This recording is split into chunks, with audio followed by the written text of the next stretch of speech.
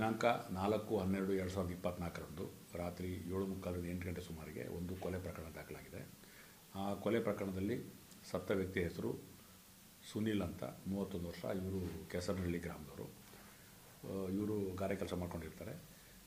ಇವರಿಗೆ ಪರಿಚಯ ಇದ್ದಂಥ ಆರೋಪಿ ಮುರಳಿ, 33 ವರ್ಷ.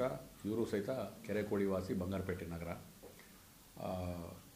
4/12/2024 ಸಾಯಂಕಾಲ 7:45 8 ಗಂಟೆ ಸುಮಾರಿಗೆ ಈ ಹಿಂದೆ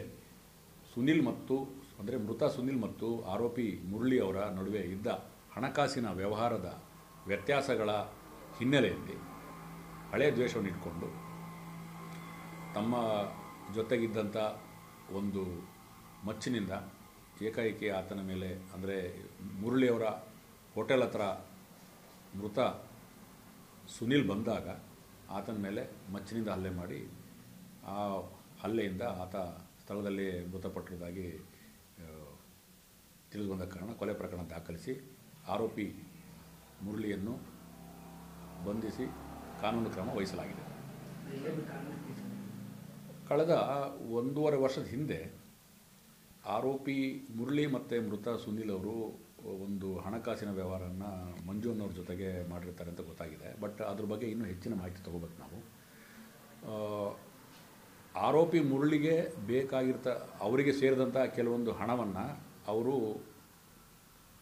ಇಸ್ಕೊಂಡು, ಅಂದರೆ ಸತ್ತ ವ್ಯಕ್ತಿ ಆರೋಪಿಯ ಮುರಳಿ ಕಡೆಯಿಂದ ಹಣ ಇಸ್ಕೊಂಡು ಆ ಹಣವನ್ನು ವಾಪಸ್ ಕೊಟ್ಟಿರಲಿಲ್ಲ 1.5 ವರ್ಷದ ಹಿಂದಿಂದ.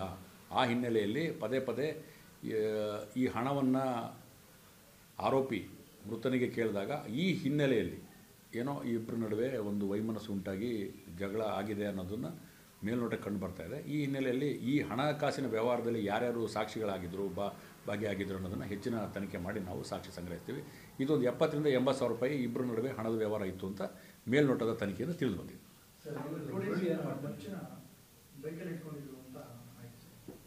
ಅದ್ರ ಬಗ್ಗೆ ನಾವು ಸಾಕ್ಷ್ಯಾಧಾರಗಳನ್ನ ಸಂಗ್ರಹಿಸಿ ಮಾತಾಡಬೇಕಾಗ್ತದೆ. ಆ ಥರ ಏನಾದರೂ ಇದ್ದರೂ ಅದನ್ನು ಸಹಿತ ನಾವು ತನಿಖೆಯಲ್ಲಿ ತರ್ತೀವಿ.